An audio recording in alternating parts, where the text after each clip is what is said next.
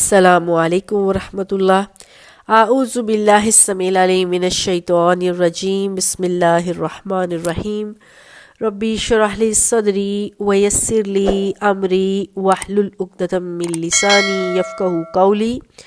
Rabbi ज़िदनी इल्मा अल्लाहुम्मा rabbi ज़िदनी इल्मा अल्लाहुम्मा फ़क़्क़िहना फ़िद्दीन। अल्लाहुम्मा इन्नी अस्अलुका इल्मन नाफ़िअन व अमलन मुतक़ब्बलन व रिज़्क़न तय्यिबा। आमीन। अल्लाहुम्मा सल्ली व सल्लिम अला नबिय्यिना मुहम्मद सल्लल्लाहु अलैहि वसल्लम। सूरह अल अनफाल है, सूरत का नंबर 8 है, पारे का नंबर 9 है। लास्ट टाइम अल्हम्दुलिल्लाह हमने आयत नंबर 6 तक पढ़ा था। आज 7 से शुरू कर रहे हैं। पीछे जो हम 6 तक पढ़ के आगे हैं, इसमें ग़ज़वा बदर का शान नज़ूल, पस मंज़र, वो सारी बात हमने पढ़ी है। आगे देखते हैं, ग़ज़वा बदर ही के बारे में बात हो रही है। आयत नंबर 7 है, बिस्मिल्लाहिर्रहमानिर्रहीम। व इज़ याइदुकुमुल्लाहु इहदा ताइफ़तानि अन्नहा लकुम अन तवद्दूना अन्न ज़ात गैरि ज़ातिश शौकति तकूनु लकुम युरीदुल्लाहु अन युहिक्कल हक्का बिकलिमातिही व यक़तअ दाबिरल काफ़िरीन। जब अल्लाह ताला ने तुमसे वादा किया था कि तुम 2 ग्रोहों में से एक ग्रोह जो है वो तुम्हारा होगा, लेकिन तुम ये चाहते थे कि गैर मुसल्लह जो फ़ौज है वो तुम्हारे हाथ लग जाए, लेकिन अल्लाह ये चाहता था कि अल्लाह अपने हक़ को पूरा कर दे और अल्लाह काफिरों की जड़ को काट दे। अल्लाह ताला ने मुसलमानों से वादा किया था कि 2 ग्रुप में से एक ग्रुप तुम्हारा होगा। इसका मतलब ये था कि अल्लाह ताला 2 ग्रुप जो काफिरों और मुसलमानों के थे, एक ग्रुप को जितवाना था अल्लाह को, और वो था मुसलमानों का। लेकिन मुसलमान ये समझे कि 2 ग्रुप, एक वो तजारती काफिला जो अबू सुफियान का था और दूसरा जो काफिरों का लश्कर है। तो मुसलमान ये चाहते थे कि तजारती काफिला जो मक्का की तरफ अबू सुफियान की सरगर्दगी में जा रहा था, उसका ताक़ुब किया जाए, उसको लूटा जाए, उससे जंग लड़ी जाए। एक तो वो गैर मुसल्लह थे, उनके पास तलवारें वगैरह ज़्यादा नहीं था, दूसरा वो उनके आदमी थोड़े थे, तीसरा माल बहुत ज़्यादा आएगा। लेकिन अल्लाह ये नहीं चाहते थे। अल्लाह को पता था कि काफिर मक्का से लुट पुट कर आए थे। काफिरों को मुसलमानों को काफिरों ने मक्का से बहुत ही बुरे हालात में रखा और मजबूरन मुसलमानों को मदीना की तरफ हिजरत करनी पड़ी। अब जो है काफिरों को ठंड नहीं पड़ रही थी, अभी भी मुसलमान इतने बुरे हालत में अपना सब कुछ घर बार छोड़कर मदीना जब तशरीफ़ ले आए हैं। अब काफिर चाहते थे किसी न किसी तरह से यहाँ आकर भी मुसलमानों की ज़िंदगी का दायरा तंग किया जाए। तो अल्लाह अपने दीन को बुलंद करना चाहते थे। तो अल्लाह यही चाहते थे कि काफिरों का मुसलमानों के साथ मार्का हो, इस्लाम दीन जो है वो सर बुलंद हो, काफिरों को उनका गरूर का सर नीचा हो और इस्लाम सर बुलंद हो जाए। तो अल्लाह कहते हैं कि इस आयत में, आयत नंबर 7 में अल्लाह ने कहा है कि अल्लाह ये चाहते हैं कि दीन इस्लाम बुलंद हो जाए और काफिरों की जड़ कट जाए। आयत नंबर 8 में भी अल्लाह ने यही कहा है, वयुहिक्कल हक्का व युब्तिल बातिला वलौ कारिहल मुजरिमून। अल्लाह चाहता है कि हक, अल्लाह का दीन बुलंद हो और कुफर जो है वो, बातिल जो है वो मिट जाए।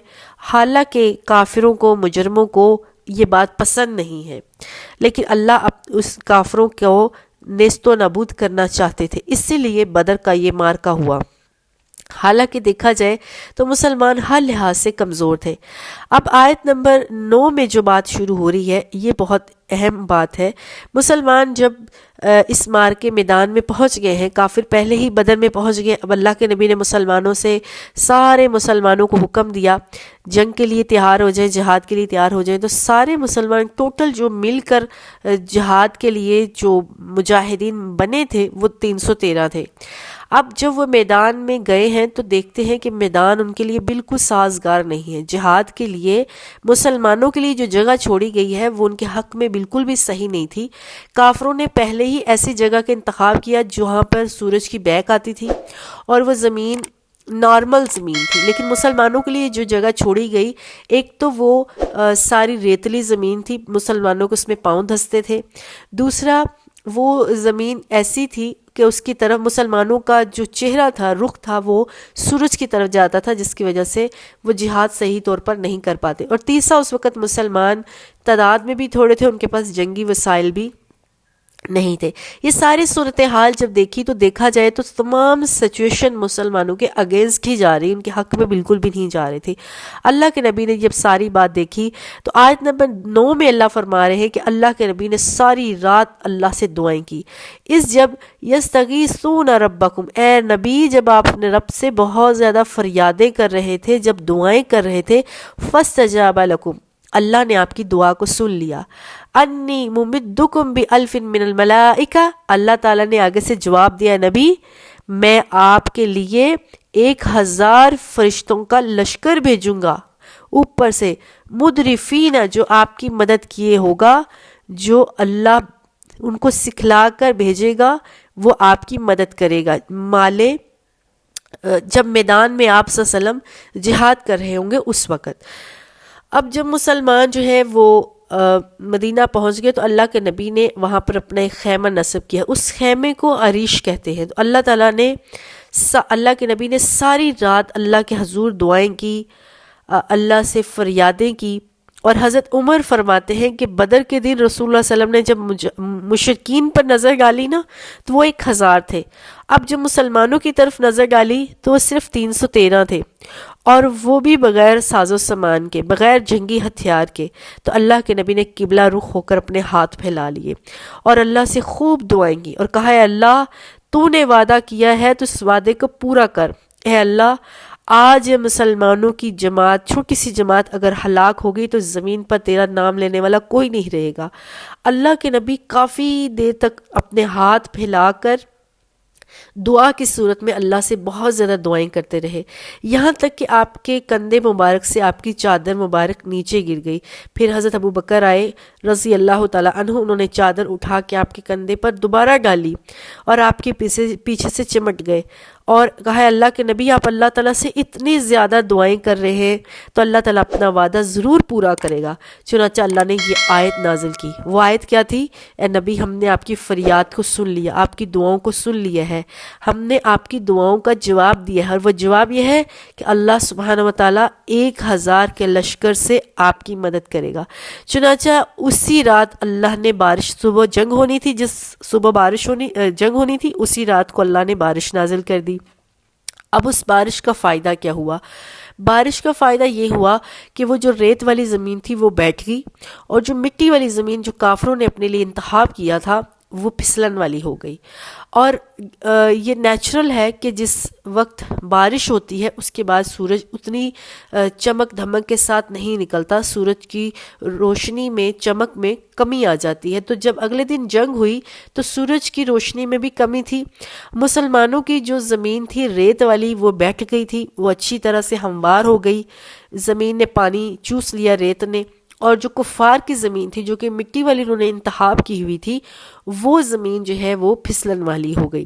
اور تیسری جو سب سے بڑی اللہ کی رحمت اور بلیسنگ ہوئی وہ مسلمانوں کے اوپر یہ ہوئی کہ اللہ نے مسلمانوں کے اوپر فرشتوں سے مدد کی ہے۔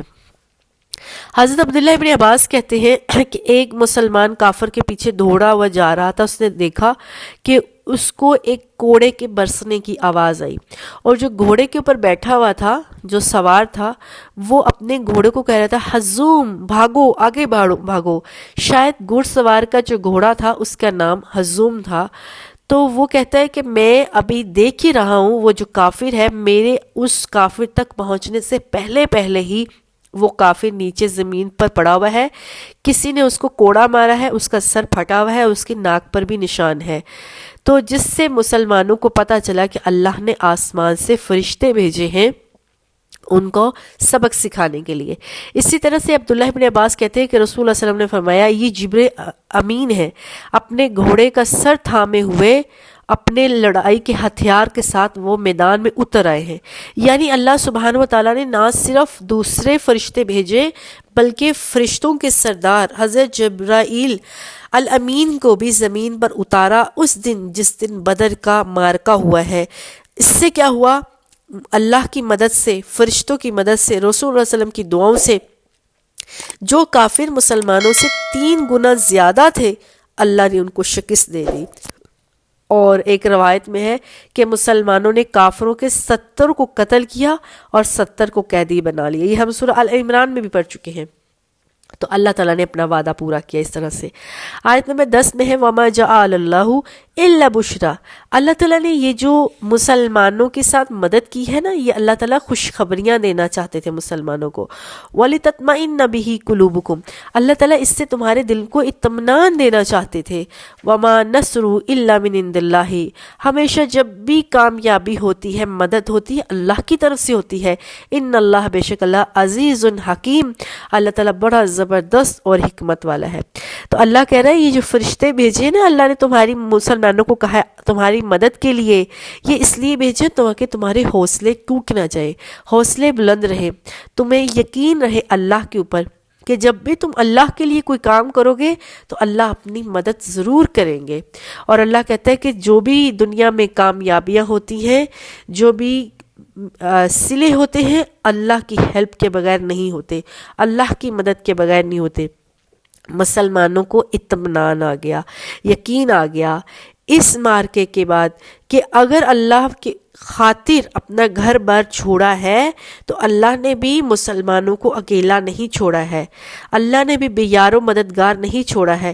اتنے کم وسائل میں، اتنے مشکل حالات میں مسلمان تو گھبرا جاتے، لیکن اللہ نے اپنے ساتھیوں کی، اللہ کے ساتھی ہوتے ہیں نا، اللہ کہتے ہیں مومنین میرے ساتھی ہیں، ساتھیوں کو بھی یار و مددگار نہیں چھوڑا، بلکہ کافروں کے اوپر مسلمانوں کا رعب اور دبدبہ بیٹھ گیا۔ اب اللہ تعالیٰ نے کس کس انداز میں مدد کی ہے مسلمانوں کی، یہ اگلی آیات میں آئے گا۔ آیت نمبر 11 میں اللہ تعالیٰ فرما رہے ہیں اِذْ جب یغشیکم النعاس امنۃ منہ، اس وقت تو مسلمانوں یاد کرو جب اللہ تعالیٰ نے تمہارے اوپر سے خوف کو دور کر دیا، اس خوف کو دور کرنے کے لیے اللہ نے تمہارے پر غنودگی کو نازل کر دیا۔ وَيُنَزِّلُ عَلَيْكُم مِّنَ السَّمَاءِ مَاءً، اللہ تعالیٰ نے تمہارے اوپر بارش کو برسایا، لِيُطَهِّرَكُم بِهِ، تاکہ اللہ تعالیٰ تم کو پاک کر دے، وَيُذْهِبَ عنکم رجز الشیطانی، اور شیطان کی نجاست اللہ تعالیٰ تم سے دور کر دے، وَلِيَرْبِطَ عَلَى قُلُوبِكُمْ، اللہ تعالیٰ نے تمہارے دلوں کو مضبوط کیا، وَيُثَبِّتَ بِهِ الْأَقْدَامَ، اور اللہ تعالیٰ نے تمہارے قدموں کو مضبوط کر دیا، ثابت قدم کر دیا۔ یہی بات جو ابھی ہم کر رہے ہیں کہ اللہ سبحانہ وتعالیٰ نے اس رات بارش نازل کی۔ پہلے تو اس آیت کے شروع میں اللہ تعالیٰ کہہ رہے ہیں کہ اللہ تعالیٰ نے تمہارے اوپر بہت بڑا احسان کیا، اللہ نے تمہیں غنودگی بھیج دی۔ ساری رات سارے مسلمان، جس رات صبح جنگ بدر ہونی تھی، مسلمان اور صحابہ بالکل سو نہیں پائے، اسی گھبراہٹ میں، اسی فکر میں کہ کافروں کی ہیبت ان کے اوپر سوار تھی، کہ کافروں جنگی سامان سے بھی زیادہ ہے، طاقت کے لحاظ سے بھی زیادہ ہے، اور تعداد کے لحاظ بھی 3 گنا زیادہ ہے۔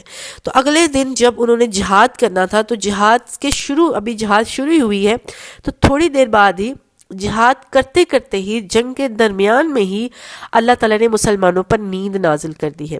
نیند کیا ہے؟ غنودگی کی صورت میں مسلمانوں پر نیند آئی، اور اس نیند سے کیا ہوا، اتنا شارٹ پیریڈ کا وہ نیند تھا، صحابہ کہتے ہیں کہ ہمیں پتہ ہی نہیں چلا، ہمارے ہاتھوں سے جیسے تلواریں گر رہی ہیں، اور فوراً ہی ہمیں ہوش آیا، ہماری آنکھ کھل گئی ہے، اور اس آنکھ کھلنے سے ہم اس قدر تازہ دم ہو گئے ہیں جیسے ہمارے بدن میں کبھی کوئی تھکن تھی نہیں، جیسے ہمیں کہیں کوئی نیند تھی نہیں۔ ان کے جسم بالکل تھکاوٹ سے دور اور بالکل چوکو چبند اور فریش ہو گئے، مسلمان تازہ دماغ اور تازہ دم ہو گئے، پھر سے مسلمانوں کے اندر وہ چستی آ گئی ہے، وہ ہوشیاری آ گئی ہے۔ اور دوسری طرف کیا ہوا، اللہ سبحانہ و تعالیٰ نے مسلمانوں کے اوپر بارش کا نزول کیا۔ اللہ کہتے ہیں وہ جو بارش آ گئی ہے نا، اس بارش سے کیا ہوا، جو ریت والی زمین مسلمانوں کے لیے کافروں نے چھوڑی تھی، وہ زمین بھی مضبوط ہو گئی ہے، پانی چوس کے وہ بیٹھ گئی ہے اپنی جگہ، اور اس سے کیا ہوا، مسلمانوں کے اندر جو خوف تھا، ایک رعب تھا، وہ چلا گیا۔ شیطان نے مسلمانوں کے اندر وہ جو ڈر اور خوف پیدا کیا ہوا تھا، اس بارش کی صورت میں اور اس چھوٹی سی نیند کے سے اٹھنے کے بعد مسلمانوں کے اندر وہ حوصلہ اور وہ ہمت آ گئی جو کہ ایک مجاہد کے اندر ہوتی ہے۔ اور اس طرح سے مسلمانوں کے پاس پانی بھی میسر آ گیا، پانی نہیں تھا تو پانی بھی میسر آ گیا، وضو اور طہارت کے لیے پانی نہیں تھا، بارش کی صورت میں مسلمانوں کے پاس وہ پانی بھی اکٹھا ہو گیا، مسلمانوں نے وہ پانی بھی اپنے پاس اکٹھا کر لیا۔ تو یہ ساری صورتحال جو ہے وہ ایک طرف مسلمان بالکل گر رہے تھے، صورتحال مسلمانوں کی بالکل اگینسٹ جا رہی تھی، لیکن اللہ سبحانہ و تعالیٰ نے ایک چھوٹی سی نیند دے کر اور اس کے بعد بارش دے کر مسلمانوں کے اوپر جو ایک بلیسنگ کی ہے وہ تاریخ میں نہیں ملتی۔ اور اس طرح سے ہم دیکھتے ہیں عام زندگی میں بھی جب ہمارے پر بہت زیادہ تھکن ہوتی ہے، ذہنی اور جسمانی تھکن ہوتی ہے، کبھی کبھار چھوٹی سی جو ایک سنیپ ہوتا ہے، نیند ہوتی ہے، ایک نیپنگ ہم جس کو کہتے ہیں، وہ لے لیں تو اس سے کیا ہوتا ہے کہ ہم دوبارہ سے تازہ دم ہو جاتے ہیں۔ تو یہی طریقہ کار اللہ تعالیٰ نے مسلمانوں کو سکھایا ہے۔ آیت نمبر 12 میں آگے کہتے ہیں اللہ اس جب یوحی ربک الی الملائکۃ انی معکم، اللہ تعالیٰ نے جب فرشتوں سے کہا، فرشتوں کو حکم دیا میں تمہارے ساتھ ہوں، فثبتوا الذین آمنوا، تم نے مسلمانوں کے قدم کو جمائے رکھنا ہے۔ اللہ تعالیٰ نے فرشتوں کو وحی دی، فرشتوں کو حکم دے کر بھیجا کہ تم نے مسلمانوں کے ساتھ رہنا ہے، مسلمانوں کا ساتھ نہیں چھوڑنا تاکہ مسلمانوں کے قدم کہیں ڈگمگا نہ جائیں۔ سألقی فی قلوب الذین کفروا، اللہ تعالیٰ نے مسلمانوں کے دل میں یہ بات بٹھا دی، ان قریب کافروں کو اللہ تعالیٰ ان کے دلوں کے اندر روب ڈال دے گا، اللہ تعالیٰ ان کو نیست و نبود کر دے گا۔ وَرُعْبَ فَضْرِبُوا، ان کے دلوں میں اللہ تعالیٰ روب ڈال دے گا مسلمانوں کا۔ تو کیا ہوا؟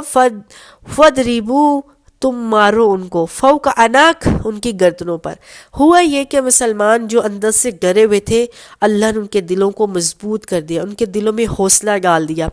تو اب کیا ہوا کہ اللہ سبحانہ و تعالیٰ نے مسلمانوں کو جو سامنے کافر نظر آ رہے تھے بہت زیادہ تعداد میں، اللہ نے مسلمانوں کی آنکھوں میں وہ تھوڑے دکھلائے، اور کافر جو مسلمانوں کو دیکھتے تھے تو مسلمان ان کو بہت زیادہ تعداد میں نظر آتے تھے۔ کیوں؟ اللہ تعالیٰ نے انسانی شکل میں فرشتوں کو زمین پر مسلمانوں کے لشکر میں داخل کر دیا۔ تو جب کافر مسلمانوں کو دیکھتا تھا تو کافر کو مسلمان بہت بڑی تعداد میں نظر آتا تھا، جس کی وجہ سے ان کے حوصلے پست ہو گئے، ان کے دلوں میں مسلمانوں کا رعب آ گیا، اور مسلمانوں کو اللہ نے حکم دیا ان کے جوڑوں پر مارو، ان کی گردنوں کو مارو۔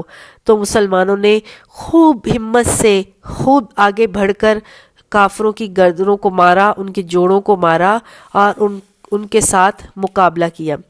وَضْرِبُوا مِنْهُمْ کُلَّ بَنَانٍ، اللہ تعالیٰ نے کہا ہر ایک پور پور پر مارو ان کو، بالکل ترس نہیں کھاؤ، بالکل ہمت نہیں ہارو، آگے بڑھ بڑھ کر کافروں کی صفوں میں گھس گھس کر ان کو مارو، ان کے ساتھ جہاد کرو، ان کے ساتھ مقابلہ کرو۔ آیت نمبر 13 میں اللہ کہہ رہا ہے ذَلِكَ بِأَنَّهُمْ شَاقُّوا اللَّهَ وَرَسُولَهُ، کافروں کو تم نے یہ سبق کیوں سکھانا ہے، یہ سزا کیوں دینی ہے؟ کیونکہ انہوں نے اللہ اور اس کے رسول کی مخالفت کی ہے۔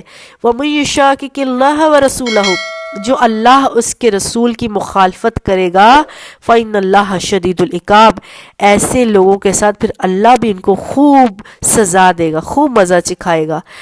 ذَلِكُمْ فَذُوقُوهُ، اللہ تعالیٰ کہتا ہے اسی طرح سے کافروں چکھو اللہ کے عذاب کو۔ وَأَنَّ لِلْكَافِرِينَ عَذَابَ النَّارِ، بے شک کافروں کے لیے عذاب ہے آگ کا۔ تو یہ جو معرکہ میں مسلمانوں کو حکم دیا گیا ہے کافروں کو سزا دو، کافروں کو کے ساتھ جہاد کرو، ان کی پٹائی کرو، یہ اس لیے ہے کہ انہوں نے اللہ اس کے رسول کی مخالفت کی ہے، اللہ نے کے رسول کے خلاف گئے ہیں، اللہ کے خلاف گئے ہیں۔ تو یہ ساری بات مسلمان انہوں نے کبھی بھی کوئی بھی جہاد کیا ہے تو تاریخ گواہ ہے مسلمانوں نے کبھی اپنی ذات کے لیے جہاد نہیں کیا، کبھی دفاعی جنگ نہیں لڑی، کبھی سرحد کے لیے نہیں لڑے۔ اگر کسی کے دماغ میں یہ آئے کہ مسلمانوں نے اپنی ذات کو بلند کرنے کے لیے یا پھر مدینہ کی سرحد کو مضبوط کرنے کے لیے کافر سے لڑے تھے تو بالکل غلط ہے۔ کبھی تاریخ میں آج تک ایسا نہیں ہوا ہے کہ مسلمانوں نے اپنی ذات کے لیے یا اپنے سرحد کو بلند کرنے کے لیے، اس کو مضبوط کرنے کے لیے جہاد لڑا ہے۔ کبھی بھی جہاد ہوا ہے تو اللہ کے کلمہ کو بلند کرنے کے، اللہ کی شان کو بلند کرنے کے لیے جہاد ہوا ہے۔ آیت نمبر 15 میں اللہ تعالیٰ کہہ رہے ہیں یا ایھا الذین آمنوا، اے ایمان والو، اذا لقیتم الذین کفروا، جب تم کافروں سے لڑو، کافروں سے جہاد کرو، زحفاً، تو آگے بڑھ بڑھ کر جہاد کرو، فلا تولوہم ادبار، کافروں سے کبھی پیٹ پھیر کر بھاگنا نہیں، ایک مومن کا شان ہی یہی ہے کہ وہ سینہ بلند کر کے جہاد کرتا ہے، وہ کبھی بھی پسپا ہو کر پیٹھ دکھا کر نہیں لوٹتا ہے۔ وَمَن يُوَلِّهِمْ، جو شخص میدان جنگ سے پیٹھ پھیر کر بھاگے گا، یومئذ دبرہ، اپنی پیٹھ پھیر کر بھاگے گا، الا متحرفا للقتال، تو ایسا شخص کیا ہے؟ یا تو وہ جنگ کے لیے کوئی جہاد کے لیے کوئی چال چل رہا ہے، او متحزین الی فئۃ، یا مڑ کر اپنے کسی فوج کی دستے کو ملنا چاہتا ہے، فقط بغضب من اللہ، ایسے لوگوں پر اللہ کا غضب ہوگا، ومأواہم جہنم، ایسے لوگوں کا ٹھکانہ جہنم ہے، وبئس المصیر، اور جہنم بہت برا ٹھکانہ ہے۔ اللہ نے بہت دو ٹوک بات کی ہے کہ میدان جہاد سے منہ پھیرنا کبیرہ گناہ ہے، چاہے وہ کوئی بھی وجہ ہو۔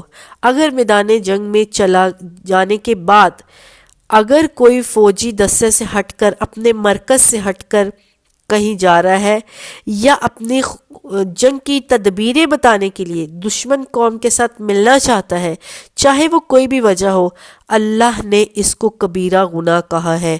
ایسے شخص کے لیے دنیا میں بھی برا ٹھکانہ ہے اور اللہ کے ہاں بھی برا ٹھکانہ ہے۔ فَلَمْ تَقْتُلُوهُمْ وَلَكِنَّ اللَّهَ قَتَلَهُمْ، اللہ تعالیٰ میدان جنگ میں جو مسلمانوں نے کافروں کو شکست دی ہے نا، اللہ تعالیٰ مسلمانوں کے حوصلوں کو بلند بھی کیے ہیں، لیکن دوسری طرف اللہ تعالیٰ نے کہا ہے مسلمانوں تم نے کافروں کو قتل نہیں کیا، بلکہ اللہ نے کافروں کو قتل کیا ہے۔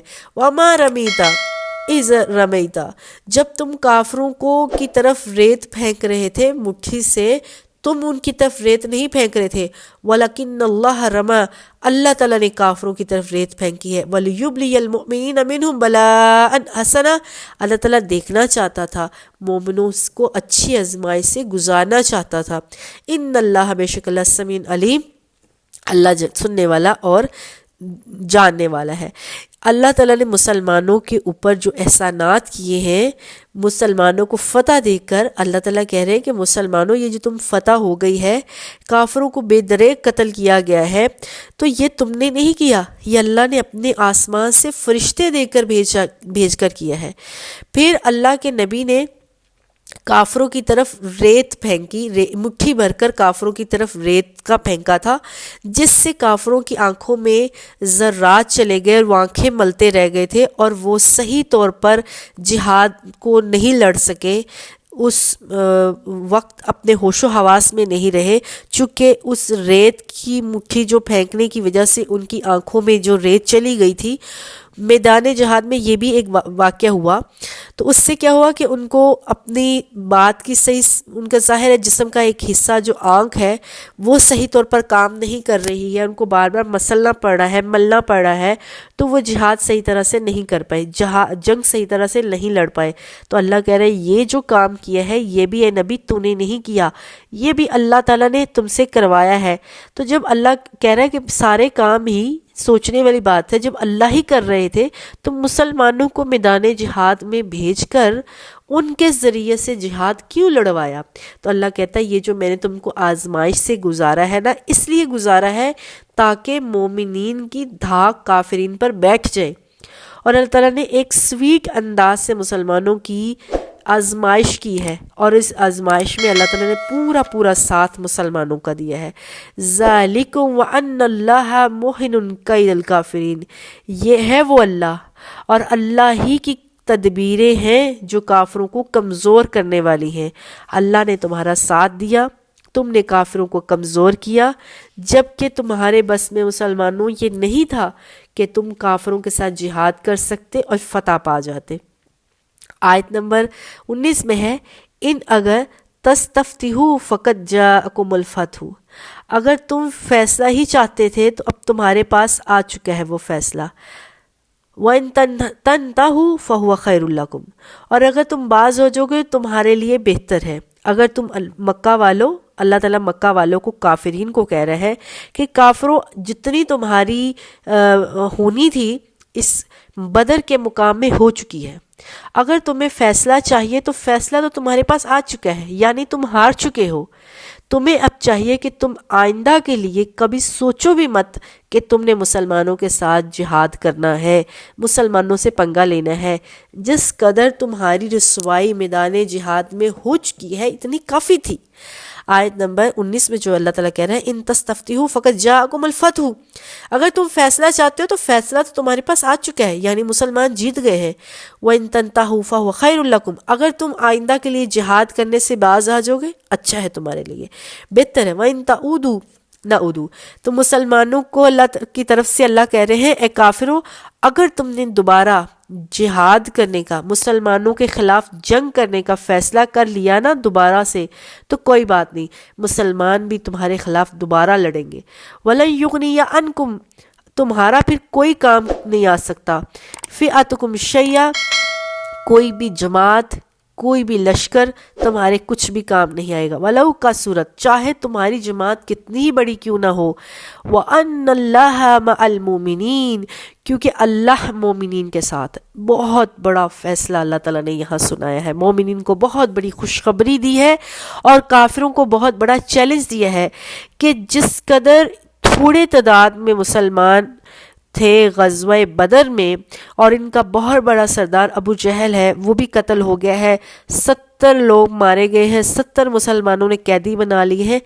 ابھی بھی اگر تم لوگوں کو سمجھ نہیں آئی نا کہ اللہ کا دین ہمیشہ کامیاب ہوگا، مسلمانوں کے ساتھ ہمیشہ اللہ ہے، تو ٹھیک ہے، نہیں سمجھ میں آئی تو ٹھیک ہے، دوبارہ آ جانا، بے شک اس سے زیادہ بڑی تعداد میں آ جانا، اس سے زیادہ بڑی قوت کے ساتھ آ جانا، لیکن تم اللہ کا اور مسلمانوں کو کچھ بھی نہیں بگاڑ سکتے۔ کیوں؟ کیونکہ ان اللہ مع المؤمنین، اللہ مومنوں کے ساتھ ہے۔ اسی لیے تو اقبال نے کہا تھا کہ آج بھی ہو اگر ابراہیم کا امام پیدا تو آگ کر سکتی ہے انداز گلستان پیدا۔ وہ ہے اگر بدر کا مقام اور بدر کا سا ماحول آج بھی اس دنیا میں ہو جائے تو فرشتے جو ہے گردو در گردو، گروہ در گروہ اس دنیا میں اللہ کا نزول لے کر آئیں گے، اللہ کی نصرت لے کر آئیں گے، لیکن ہمیں وہ جذبہ، وہ ایمان دوبارہ پیدا کرنے کی ضرورت ہے۔ وہ بدر کا سا مقام، بدر سا کیا حالات، وہ دعائیں، وہ اللہ سے مدد پیدا، دوبارہ اپنے اندر وہ حوصلے بلند کرنے کی ضرورت ہے، پھر اللہ تعالیٰ فرشتوں کی مدد کرتا ہے۔ تو اللہ تعالیٰ نے تو دو ٹوک کہہ دیا، اللہ مومنین کے ساتھ ہے، لیکن شرط یہ ہے کہ پہلے تم مومن بن جاؤ، اور جب تم مومن بن جاؤ تو پھر سارا معاملہ اللہ پر چھوڑ دو، اللہ پہ توکل کرو، اللہ سے خوب دعائیں کرو، تو اللہ ہمیشہ فتح ہی فتح دیں گے۔ تو اللہ سے دعا ہے ہمیں اللہ پر توکل کرنے کی، صحیح مومن بننے کی توفیق دے، ہمیں وہی ایمان اور وہی جذبہ دے جو کہ بدر کے مجاہدین کے اندر تھا۔ اسی لیے اللہ تعالیٰ نے آسمان سے ہزاروں کی صورت میں ان پر فرشتوں کا نزول کیا۔ آمین۔ والسلام علیکم۔